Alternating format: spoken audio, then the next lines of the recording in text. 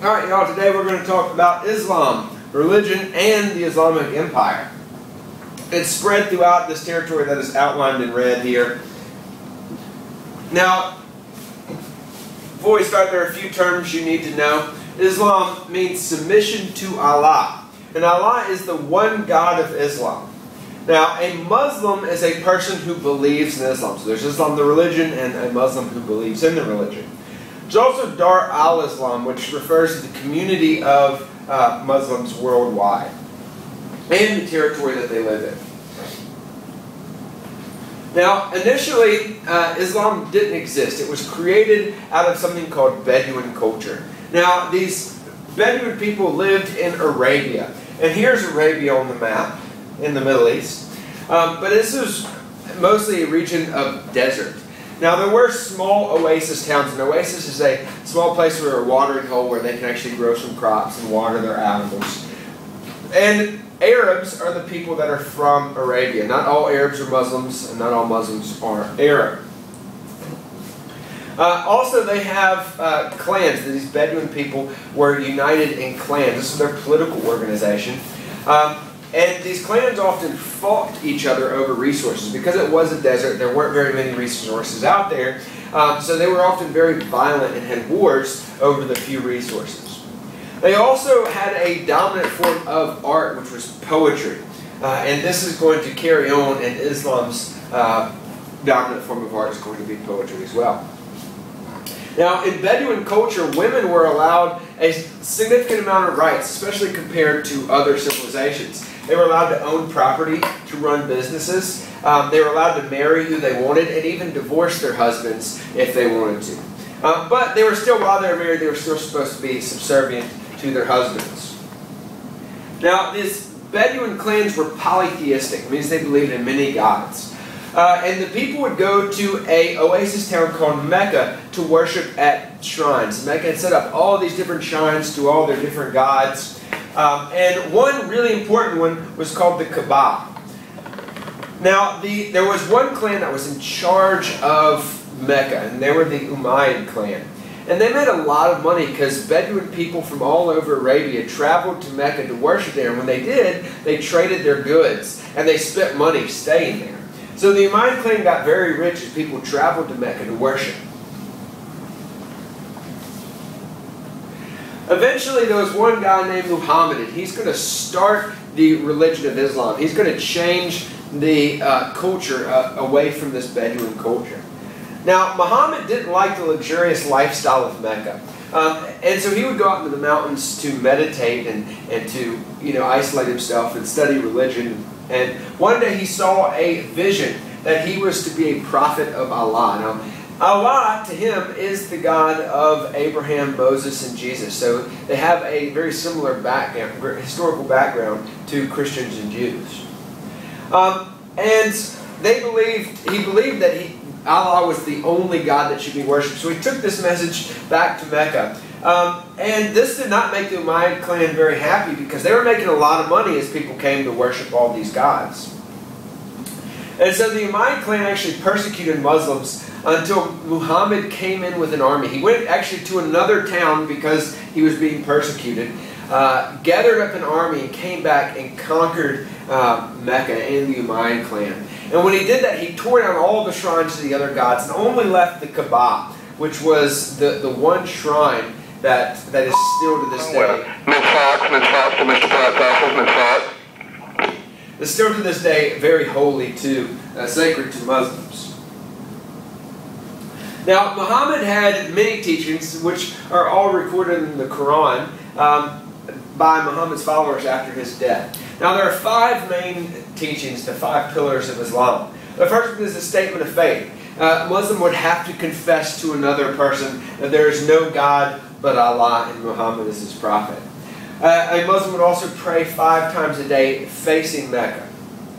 They believe that they should fast during Ramadan, which means that for a whole month they are not eating from sun up to sundown. They also believe that they should provide charity to the poor, which is called zakat. And that they should go on a Hajj, which is a pilgrimage to Mecca. They believe that they should go to the holy shrine of the Kaaba and worship there at least once in their life. There's also a lot of other of Muhammad's teachings. He taught that there should be equality between all Muslims. Now, this isn't all people, but equality between all Muslims, even between men and women.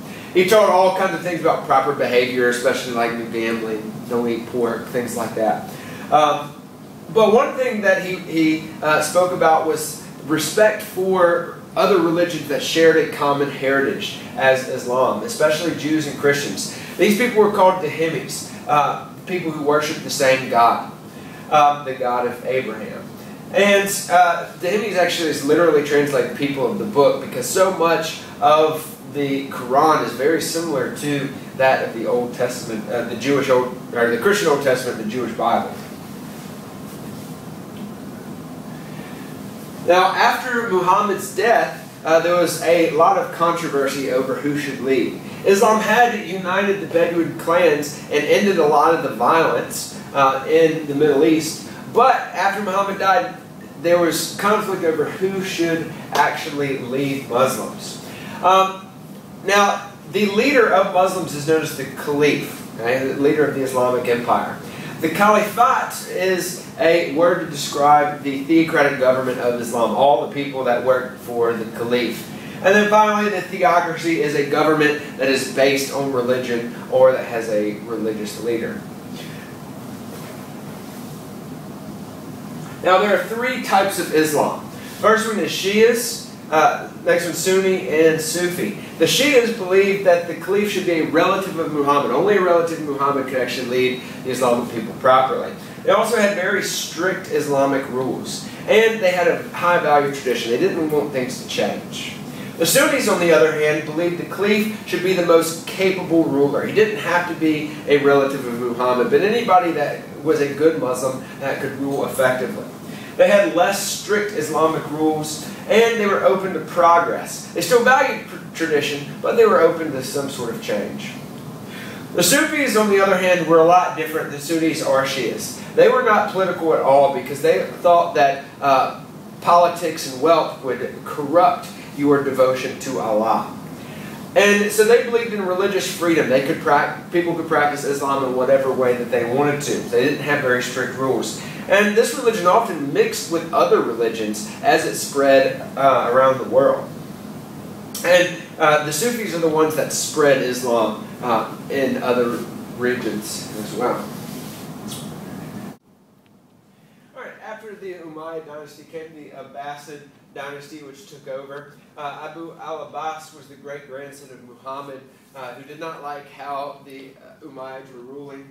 So he takes over, and being a relative of Muhammad, he was a Shia.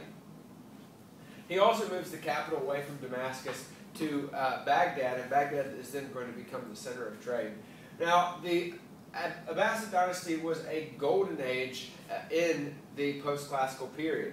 This was when they controlled world trade because of their central location being between all the other major civilizations. They were able to control that long-distance trade. They created credit to ease long-distance trading, so that you could basically say, I'll buy this and I'll pay you back later. This made long-distance trade a whole lot easier.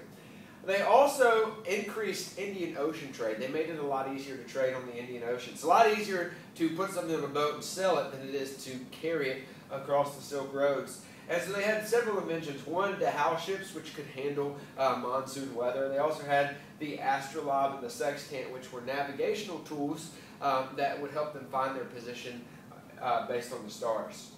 Now they also, because when they were controlling trade with Muslims but also with non-Muslims, they taxed everybody, which made them rich, but they taxed non-Muslims even higher.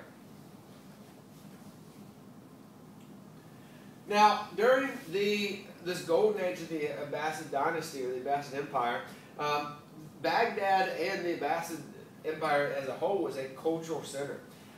One thing that they did was they preserved ancient literature that otherwise would have been lost, especially Greek literature. They adopted Greek reason and questioning of wisdom. Especially, they had a lot of scholars in Baghdad. But the Shia rulers would not have been so wild about this Greek reason. They also created a lot of universities, hospitals, advanced science and mathematics, which increased the wealth and productivity of their golden age. While all this great stuff was going on, women were losing rights, though. They stopped working outside the home. They basically were confined to the home, and when they were out in public, they had to wear a veil. The Abbasids also had to deal with the Crusades. The Crusades were when Christians from Western Europe and the Byzantine Empire tried to reconquer the Holy Land, especially Jerusalem. They tried to come in and retake land that had been held by Jews in their Old Testament. And so they wanted to have control of this territory. The Christians had invaded the Islamic Empire eight different times, but they never kept any of the territory. They'd come in, take a little piece of land, and then after a while, the Muslims would come back in and take that territory back from them. And Saladin was a very famous Muslim that was kind of responsible for kicking the Christians out of Islamic territory several times. These crusades didn't greatly affect Muslims because they were the people who were keeping that culture alive. But Europeans had lost a lot of that, especially Western Europeans. So the Crusades are going to greatly affect them, which we're going to talk about when we're talking about Europeans. Now, eventually, the Abbasid dynasty did decline for several reasons. Wealthy leaders with many slaves and concubines neglected the empires. They lived their luxurious lifestyles. They paid high taxes, or they charged high taxes, which made the people very unhappy with the Abbasid leadership. The army consisted of mercenaries. These were people who only fought for you when you paid them. So if somebody else was paying them more, they wouldn't necessarily want to fight for you. This made their army weak. They also, a lot of regions began to break away from the empire, and so the empire started to shrink, especially the Sunni Turks. They tried to conquer the Abbasid dynasty because the Abbasids were Shias. These Sunni Turks wanted to take over. They didn't want to be ruled by descendants of Muhammad. They also, the final blow to the Islamic Empire was the Mongols, when the Mongols came in and conquered them. And we're going to get back to that later on in the unit when we talk about the Mongols. Other than that, that is Islam and the Islamic Empire.